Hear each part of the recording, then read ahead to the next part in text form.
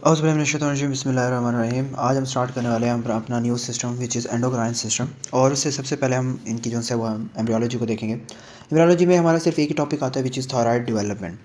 अच्छा, thyroid development में क्या होता है कि थायराइड ग्लैंड का जो स्टार्ट होता है ना, वो एक आउट पोचिंग से होता है, एक छोटी सी आउट पोचिंग से होता है। यहाँ से ये जो सा आपको स्ट्रक्चर नज़र आ रहा है ना, आपने अगर इस इमेज को समझ लिया ना तो आपको इंशाल्लाह थायराइड डेवलपमेंट नहीं भूलेगा। इस जगह से आपका थायराइड की जो सी आउट पोचिंग होती है जिसे हम कहते हैं थायराइड डाइवर्टिकुलम। अब यहाँ से वो चीज़ ऐसे निकलती है जो नीचे की तरफ आती है आपकी नेक से ऐसे।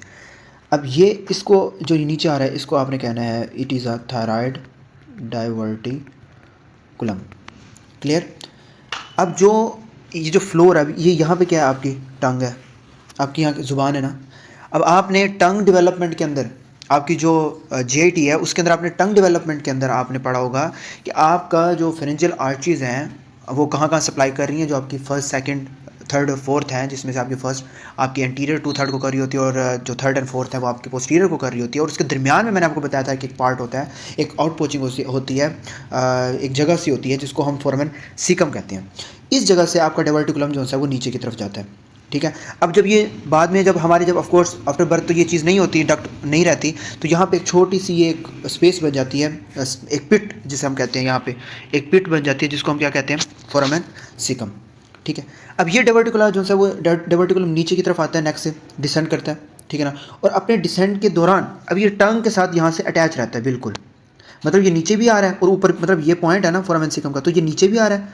अब फॉर एग्जाम्पल ये थोराइड है तो थोराइड अपना ये नीचे भी आ रहा है ऐसे नेक की तरफ, नेक की यहाँ नीचे की तरफ भी आ रहा है, लेकिन ये अपने ऊपर से अटैच भी है, यानी कि ये बाद में ऐसा बनेगा, ये नीचे आ गया और ऐसा, यानी कि ऊपर वो क्या रहता है, करेक्ट रहता है आपके फोरामेन सीकम के साथ, यानी कि जो आपका टंग है उसके साथ क्या रहता है, करेक्ट रहता है। अब इस कनेक्शन को वो जो ये चीज़ जो बन रही है, ये पूरी जो डक्ट बन रही है इसको कहते हैं थायरोग्लोसल डक्ट। ठीक है। अब नॉर्मली ये जो डक्ट होती है बाद में जो कम्प्लीटली वो डिसअपियर हो जाती है, लेकिन अगर ये परसिस्ट कर जाए तो फिर हम उसे वहाँ पे क्या कहते हैं, सिस्ट या remnant tissue. That's why it is called as thyroglossal duct cyst, thyroglossal duct cyst. अगर ये डिक क्या कर जाए, परसिस्ट करे, अगर ये आपकी डिसअपियर ना हो तो ये क्या कैसे रह जाती है, थायरोग्लोसल डक्ट सिस्ट। अब क्लिनिकली ये बड़ा इंपॉर्टेंट ऐसे है, सावधान सी बात है। अब यहाँ तो ये आपकी ये ऐसे टंग के साथ अटैच है। अब मुझे बताएं, जब आपकी टंग आउटवर्ड जो है वो प्रोट्रूड करेगी, यानी बाहर की तरफ आप निकाल लेंगे, या आप अंदर की तरफ स्वेल करेंगे, अंदर की तरफ आपकी टंग मूव करेगी, यानी कि अगर आगे पीछे ये जो मूव कर रही है टंग, तो मुझे बताएं ये चीज़ इसके साथ मूव करेगी नहीं करेगी, क्योंकि ये तो इसके साथ अटैच है डक्ट के साथ। यानी कि आपकी जो एंटीरियर मिड लाइन है जो नेक की है, आपको तो उसमें साफ नज़र आ रहा होगा कि कोई ना कोई ऐसी चीज़ है जो टंग के बाहर निकालने पे भी मूव कर रही है, स्वेल करने पे भी मूव कर रही है। ठीक है। तो आपके स्वेलिंग पे ऑफ टंग और आपकी protrudes outward of the tongue, उस पर भी क्या कर रही है, आपकी जो डक्ट है वो क्या कर रही है, मूव कर रही है। तो उसकी रीज़न ये होती है कि इसका जो कनेक्शन होता है वो टंग की बेस के साथ होता है। अब कभी कभी जो थायराइड होता है वो अपनी नॉर्मल पोजीशन तक जो है वो डिसेंड नहीं करता, यानी कि यहाँ पे आपका थायराइड आ गया ना आपकी एक नॉर्मल पोजीशन के ऊपर, यहाँ पे नहीं करेगा, ऊपर की तरफ यहाँ पे अगर परसिस्ट कर जाएगा फॉर एग्जांपल। अब इसमें क्या होता है, जब वो डिसेंड नहीं करता तो वो उसी बेस पे जो है वो पड़ा रहता है, या इस साइड पे या उस बेस पे जहाँ पे आपकी फोरामेन सीकम होती है उसी बेस पे पड़ा रहता है। अब इसका एक ना इमेज ऐसा होता है कि आप ना जब मुंह पेशेंट को कहते हैं ना मुंह खोलें, तो उसकी ऐसी जुबान ऐसे नज़र आती है ना, और इस जगह के ऊपर बड़ा सा ना ऐसा आपको नज़र आ रहा होता है कि कोई ना चीज़ पड़ी है। ठीक है।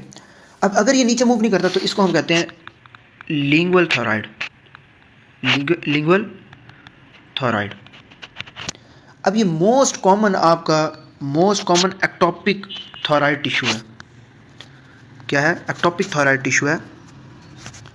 ठीक है। अब इंपॉर्टेंट क्लिनिकल पॉइंट से ये है कि अगर ये पेशेंट, जिस पेशेंट में आपका लिंगुअल थायराइड बना हुआ है, आप जब मुंह कहते हैं मुंह खोलें तो आपको ऐसे एक ऐसे मास सा नज़र आ रहा होता है ज़रा, इसलिए है कि पेशेंट का जो थायराइड है ना वो वर्क कर रहा होता है। ठीक है ना। यानी कि ये जो लिंगुअल थायराइड है ये वर्क कर रहा होता है उस तरीके से, लेकिन इसको मसले आ रहे होते हैं किस चीज़ में, एक तो इसको रिस्पायरेटरी मतलब सांस लेने के अंदर मसला आ रहा होता है, डिस्फेजिया खाने पीने में मसला जो है वो आ रहा होता है।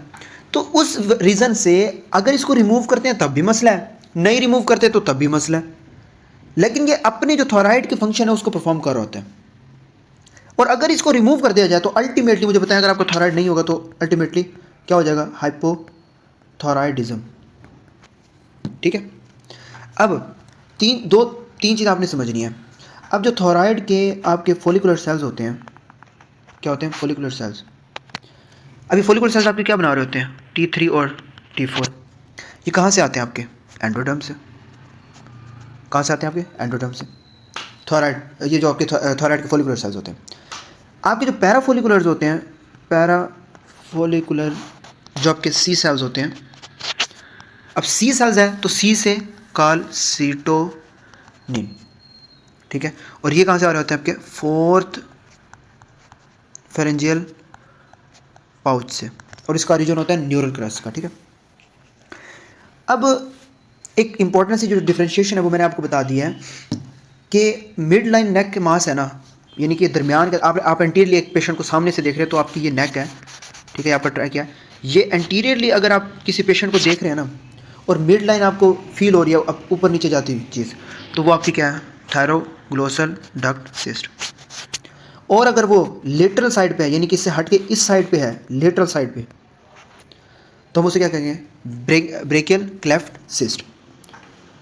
ब्रेकियल क्लेफ्ट सिस्ट, और इसको हम कहते हैं लेटरल नेक मास, ठीक है। और जो लेटरल नेक मास होता है वो ज़्यादातर आपके ब्रेकियल जो ऑपरेटर्स होता है उसकी डिफेक्ट की वजह से हो रहा होता है, और वो ये किसी भी रीज़न में टंग की मूवमेंट के साथ वो नहीं होता। इसके अंदर आपकी टंग की जो मूवमेंट है वो आपकी इंपॉर्टेंट होती है। अब अगर आपके पास कोई भी पेशेंट आता है, फॉर एग्जाम्पल 10 साल का बच्चा आपके पास प्रेजेंट हुआ है और उसको पेनलेस स्वेलिंग है, पेनलेस, कोई पेन नहीं हो रहा, उसको स्वेल करते हैं, उसको पेनलेस स्वेलिंग हो रही है आपके मिड नेक के ऊपर। आपके पास 10 साल का बच्चा, ठीक है, और उसको क्या हो रही है, पेनलेस स्वेलिंग है, क्या, कहाँ पे, मिड लाइन नेक पे, मिड लाइन नेक पे, और वो आपकी मूव कर रही है अपवर्ड। जब बच्चा जो है वो अपनी जो टंग है उसको क्या कर रहा है, प्रोट्यूड्स आउट, बाहर की तरफ निकाल रहा है। So this is the key clue of, and the answer could be thyroglossal duct cyst. Clear. अच्छा जी, ये तो आपकी होगी एनाटॉमी। आप ये पूरा एक दफ़ा पढ़ लीजिएगा और एक दफ़ा लेक्चर ले लीजिएगा, वो सेम ही है। मैंने आपको थायराइड वर्टिकलम के बारे में भी बता दिया, आपको थायरोग्लोसल डक्ट सिस्ट के बारे में बता दिया, थायराइड फॉलिकुलर के भी बता दिया, फॉलिकुलर के बारे में बता दिया, और लिंगल थायराइड के बारे में बता दिया। इसमें सिर्फ यही, और MCQ ऐसे ही आता है इसमें कि किस तरीके से आपका पेशेंट जो है वो प्रेजेंट करता है। क्लियर। नेक्स्ट जो सी है वो आपकी क्या है, एनाटॉमी। वो भी एक पेज ही है, लेकिन आज हमने इंशाल्लाह मैक्सिमम कवर करने की कोशिश करेंगे। Thank you.